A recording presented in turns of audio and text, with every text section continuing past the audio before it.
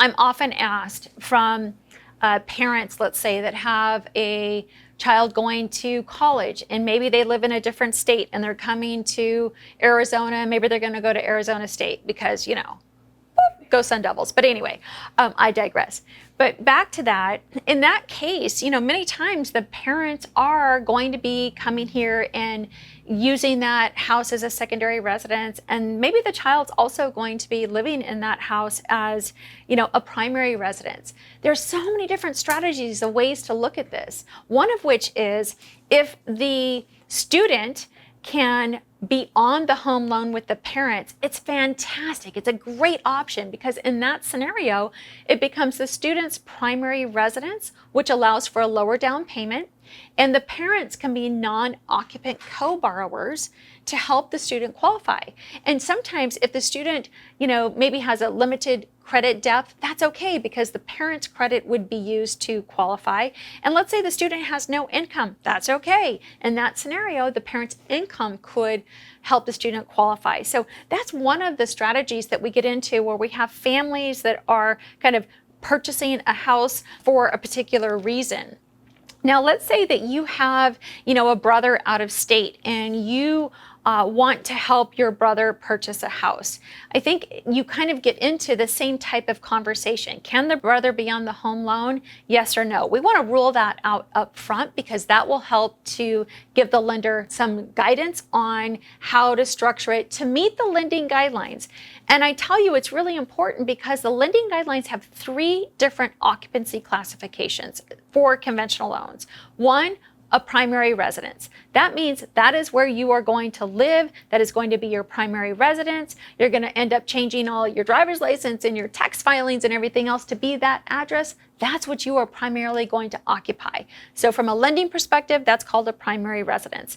The second of occupancy classification will be a vacation home or a secondary residence, meaning that you don't necessarily have to own a house to have a secondary residence from a lending perspective, but it would mean that it is not your primary residence. Maybe it's going to be a vacation home. So in that scenario, the lending guidelines have a program built out around it. And in a vacation home type of scenario, I get this question a lot. If you, let's say, are out of state and you're purchasing a home here in beautiful Arizona, where it's sunny most of the year, let's say that there are going to be times where you can't live in the property or you don't want to live in the property and you want to just do Airbnb. The second home rider, meaning that the actual document that you will sign will allow somebody to be able to use Airbnb for the time that they're not occupying the property. Now, the verbiage in that document is very specific, and essentially it says that you must retain control over the property, which means no long-term leases for the first 12 months. So that takes me to my third occupancy type of scenario, and that is a true investment property. So if it is your intent to purchase a piece of real estate and your intent is to put a long-term tenant in there or execute a lease and you're going to be receiving rental income and you're not going to be occupying that property at any point in the first, let's say, 6 months to a year, then that property is going to be classified as an investment property, which means larger down payments, a little bit higher on the interest rate, but it is absolutely one of those classifications that helps investors purchase real estate and finance it. So those are the occupancy types of classifications. Now, there's a million questions that come about and, well, which one fits my particular scenario? Again, that's where you've got to go back and talk to a lender that can kind of ask the right questions to lead you on a path. Maybe based on what you're saying, it needs to be classified as an investment property. Then if that's the case, then that's the case. At least you'll know out of the gate.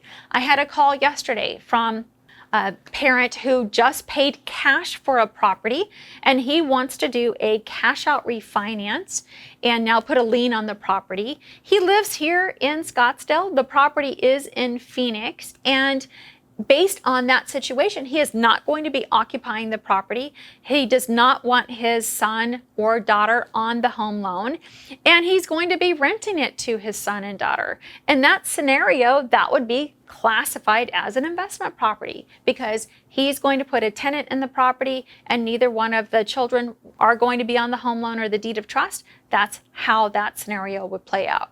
So that's it. Those are the 3 different types of categorical occupancy types of classifications that conventional home loans have. If you have questions, don't hesitate to comment below. And as a reminder, please like, share, and subscribe. We'll see you soon.